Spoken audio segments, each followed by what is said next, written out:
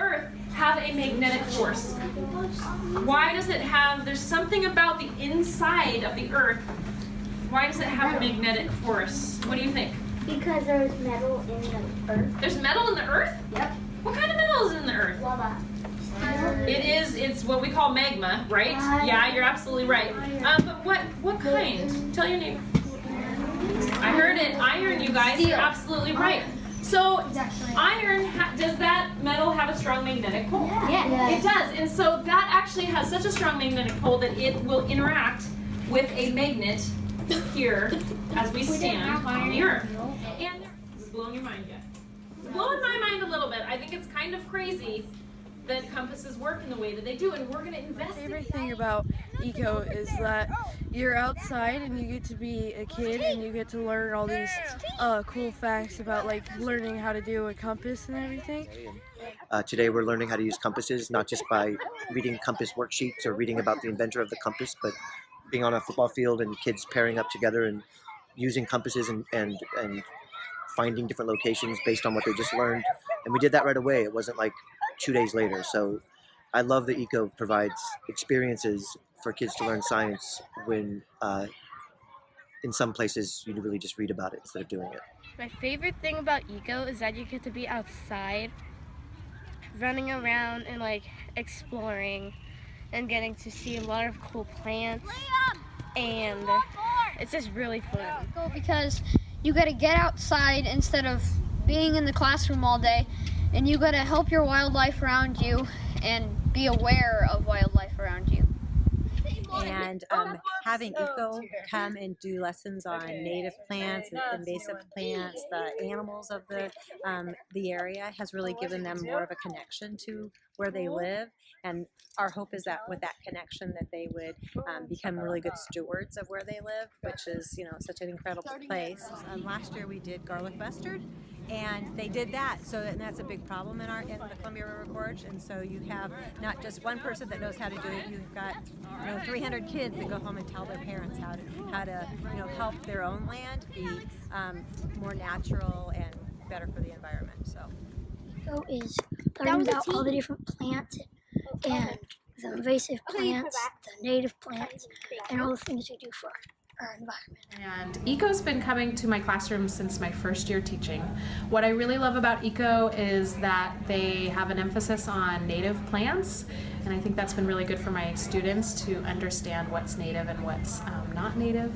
And I also really enjoy when they come in and take a half hour and teach my students. I think it's really good for the students to get a different teacher and to do different kinds of activities than maybe I would think to plan. And they respond really well. Every day that we have ECO, the kids are very excited. What I like about ECO is when we go down and plant all kinds of native plants and pulled out invasive. Corbett grade school, and what we love about ECO is we have students who, because of ECO, have the opportunity to spend time outside and get to know the native plants of the gorge. I love ECO because when we learned about the beaks, cause some are different than others, cause the ones that crack nuts are a little sharper, and the ones that get fish and stuff. ECO has worked with us for the last 6 years. This is our 7th year with them.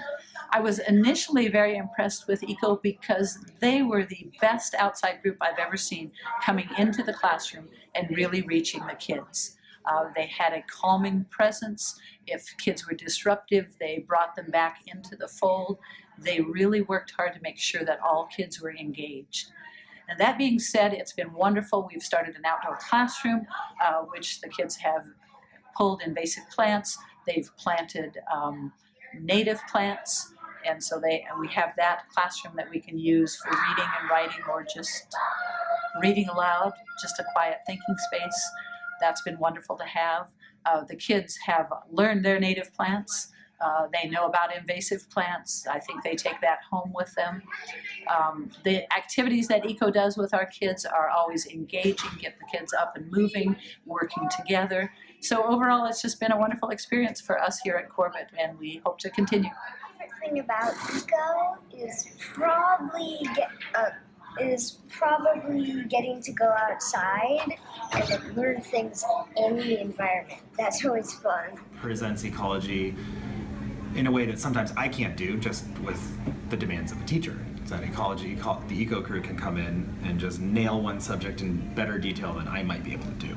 I love about eco because we went up there and we planted and we had a group of buddies, and then we hiked down the hill, and then we came back to class. Then we learned all about the beaks and the match food. The partnership with ECO from a school-wide perspective as the building principal has been 7 years of fantastic partnership, because we have great plans to connect our students to this place that they live, the Columbia River Gorge, and connect to the outdoors and understand the full circle of how ecology affects that in their stewardship. But we weren't able to pull it off on our own because there's so many obligations for a public school to do during the day that we had great visions but not implementation until we partnered with ECO, and then they have been able to bring it to fruition so the kids actually have something coordinated and scheduled and get into the outdoors and take what they've learned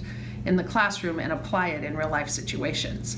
And what's even better is that it's not a package program, but they come to us every year and hear what we're doing in our rooms and then design something that fits our curriculum, and it's a real true partnership that marries it together for the kids.